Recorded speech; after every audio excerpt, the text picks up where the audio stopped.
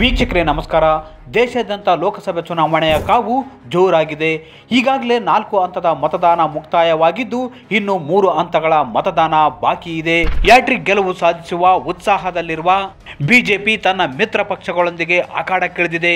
ಅಷ್ಟೇ ಅಲ್ಲ, ಜೂನ್ 4ರಂದು ಫಲಿತಾಂಶ ಹೊರಬೀಳಲಿದ್ದು ಸೋಲು ಗೆಲುವಿನ ಲೆಕ್ಕಾಚಾರ ಶುರುವಾಗಿದೆ. ಇದರ ನಡುವೆ ಖ್ಯಾತ ಚುನಾವಣಾ ತಜ್ಞ ಬಿಜೆಪಿ ಕುರಿತು ಭವಿಷ್ಯ ನುಡಿದಿದ್ದಾರೆ. ಹಾಗಾದ್ರೆ ಈ ಬಾರಿಯ ಲೋಕಸಭೆ ಚುನಾವಣೆಯಲ್ಲಿ ಬಿಜೆಪಿ ಗಳಿಸುವ ಸ್ಥಾನಗಳೆಷ್ಟು, ಯಾವ ರಾಜ್ಯಗಳಲ್ಲಿ ಬಿಜೆಪಿ ಅಧಿಕ ಸ್ಥಾನ ಗೆಲ್ಲುತ್ತೆ, ಈ ಕುರಿತು ಮತ್ತಷ್ಟು ಡೀಟೇಲ್ಸ್ ನೀಡ್ತೀನಿ. ಅದಕ್ಕೂ ಮುನ್ನ ನಮ್ಮ ಚಾನಲ್ ಸಬ್ಸ್ಕ್ರೈಬ್ ಮಾಡಿ, ವಿಡಿಯೋ ಶೇರ್ ಮಾಡಿ, ಲೈಕ್ ಮಾಡಿ, ಕಮೆಂಟ್ ಮಾಡಿ.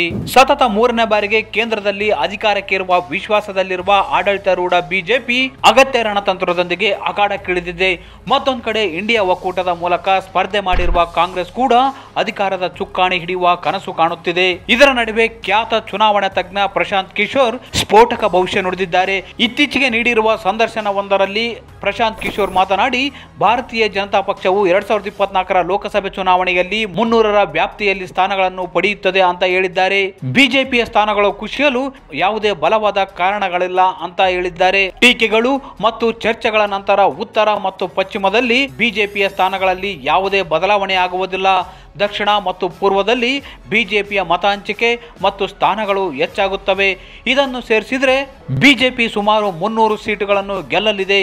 ಇದರಲ್ಲಿ ಯಾವುದೇ ಬದಲಾವಣೆ ಆಗುವುದಿಲ್ಲ ಅಂತ ಪ್ರಶಾಂತ್ ಕಿಶೋರ್ ತಿಳಿಸಿದ್ದಾರೆ. ಪಶ್ಚಿಮ ಬಂಗಾಳ, ಒಡಿಶಾ, ತೆಲಂಗಾಣ, ತಮಿಳುನಾಡು ಮತ್ತು ಆಂಧ್ರ ಪ್ರದೇಶದಲ್ಲಿ ಬಿಜೆಪಿಗೆ ಲಾಭವಾಗಲಿದೆ ಅಂತ ಭವಿಷ್ಯ ನುಡಿದಿದ್ದು, ಪ್ರಸ್ತುತ ಲೋಕಸಭೆ ಚುನಾವಣೆಯಲ್ಲಿ ಬಿಜೆಪಿ ನೇತೃತ್ವದ ಎನ್ಡಿಎ ಮೈತ್ರಿಕೂಟಕ್ಕೆ ಭಾರಿ ಲಾಭವಿದ್ದು ಯಾರು ಕೂಡ 400 ಸೀಟುಗಳನ್ನು ಪಡೆಯುವ ಸಾಧ್ಯತೆ ಇಲ್ಲ ಅಂತ ತಿಳಿಸಿದ್ದಾರೆ. ಬಿಜೆಪಿಗೆ 400 ಸ್ಥಾನಗಳು ಬರುವುದಿಲ್ಲ, ಹಾಗೆಂದು 200 ಸ್ಥಾನಗಳಿಗೆ ಕುಸಿಯುತ್ತದೆ ಅಂತ ಅರ್ಥವಲ್ಲ. ಇದು ಆಗಬೇಕಾದ್ರೆ ಉತ್ತರ ಮತ್ತು ಪಶ್ಚಿಮದ ರಾಜ್ಯಗಳಲ್ಲಿ ಬಿಜೆಪಿ 100 ಸ್ಥಾನಗಳನ್ನು ಕಳೆದುಕೊಳ್ಳಬೇಕಾಗುತ್ತದೆ ಅಂತ ವಿವರಿಸಿದ್ದಾರೆ. ಒಟ್ನಲ್ಲಿ ಕೇಂದ್ರದಲ್ಲಿ 3ನೇ ಬಾರಿಗೆ ಬಿಜೆಪಿ ಅಧಿಕಾರ ಸ್ಥಾಪಿಸಲಿದೆ ಅಂತ ಪ್ರಶಾಂತ್ ಕಿಶೋರ್ ಭವಿಷ್ಯ ನುಡಿದಿದ್ದಾರೆ.